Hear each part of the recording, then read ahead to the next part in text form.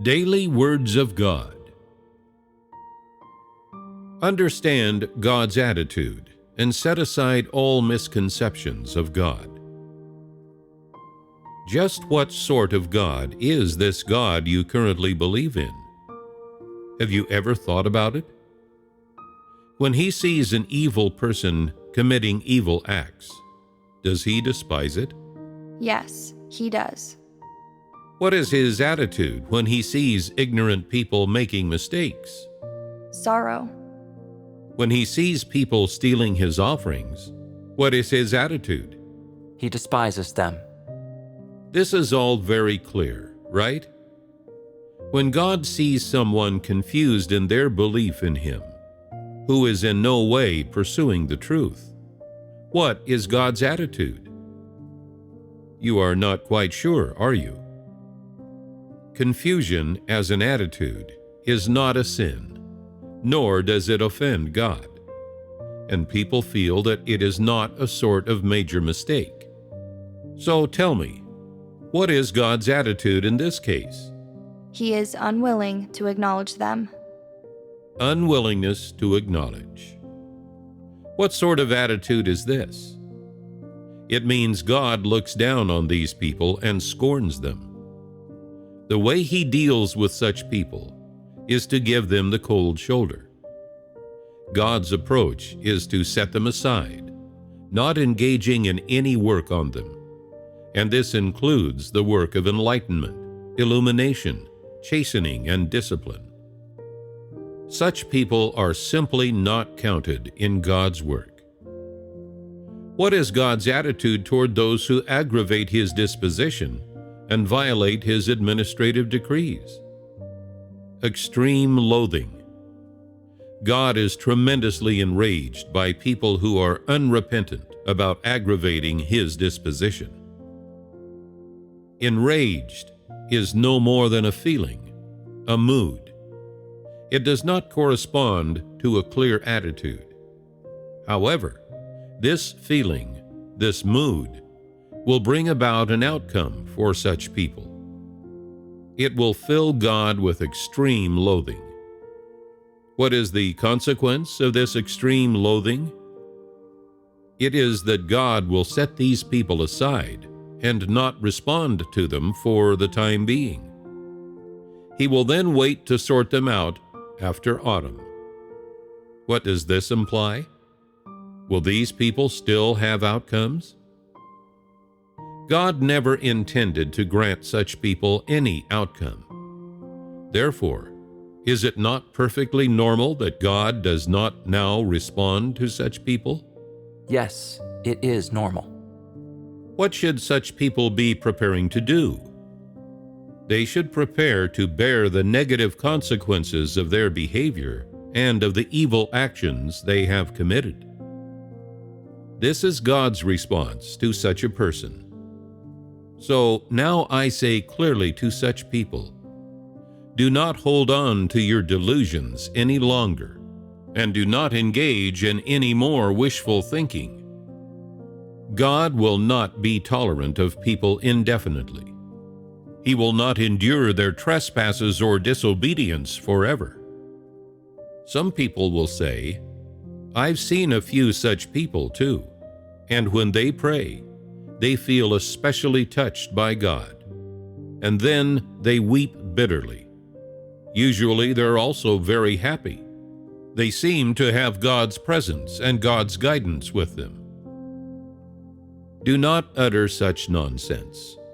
Bitter tears do not necessarily mean one is being touched by God or enjoys God's presence, let alone God's guidance. If people anger God, will he still guide them? In short, when God has decided to eliminate and abandon someone, that person's outcome is already gone. No matter how favorable their feelings when they pray, or how much faith they have in God in their hearts, it is no longer of consequence. The important thing is that God does not need this kind of faith. He has already spurned these people. How to deal with them in the future is also unimportant. The important thing is that in the very instant that these people anger God, their outcomes are set. If God has determined not to save such people, then they will be left behind to be punished. This is God's attitude.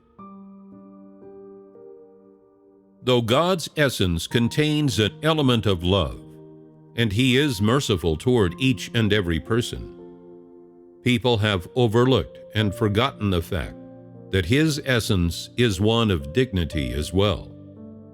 That He has love does not mean that people can offend Him freely without inciting in Him feelings or a reaction. Nor does the fact that He has mercy mean that He has no principles in how He treats people. God is alive.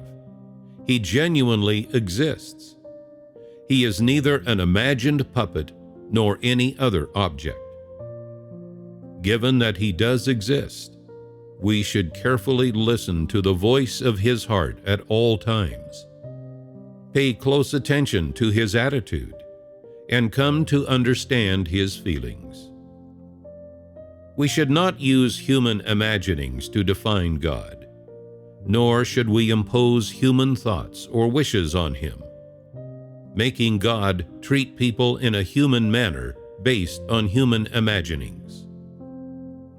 If you do this, then you are angering God, tempting His wrath, and challenging His dignity.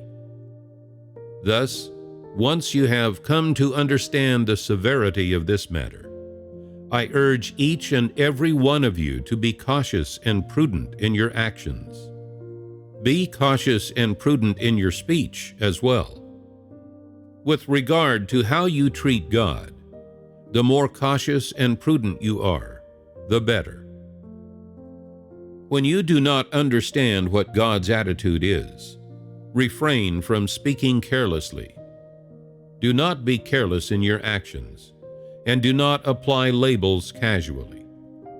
Even more importantly, do not come to any arbitrary conclusions. Instead, you should wait and seek. These actions, too, are an expression of fearing God and shunning evil. Above all else, if you can achieve this, and above all else, if you possess this attitude, then God will not blame you for your stupidity, ignorance, and lack of understanding of the reasons behind things. Rather, owing to your attitude of fear of offending God, respect for His intentions, and willingness to obey Him, God will remember you, guide and enlighten you, or tolerate your immaturity and ignorance. Conversely, should your attitude toward Him be irreverent, judging Him as you wish, or arbitrarily guessing at and defining His ideas, God will condemn you, discipline you, and even punish you. Or He might offer comment on you. Perhaps this comment will involve your outcome. Therefore, I wish to emphasize once more, each of you should be cautious and prudent about everything that comes from God. Do not speak carelessly, and do not be careless in your actions. Before you say anything, you should stop and think, would this action of mine anger God? In doing it, am I revering God? Even in simple matters, you should try to figure these questions out and spend more time considering them. If you can truly practice according to these principles in all aspects, in all things, at all times, and adopt such an attitude especially when you do not understand something, then God will always guide you and provide you with a path to follow. No matter what sort of show people put on, God sees them quite clearly and plainly, and He will offer an accurate and appropriate evaluation of these displays of yours. After you have undergone the final trial, God will take all of your behavior and sum it up completely in order to determine your outcome. This result will convince every single person beyond the shadow of a doubt. What I would like to tell you here is this: your every deed, your every action, and your every thought decide your fate.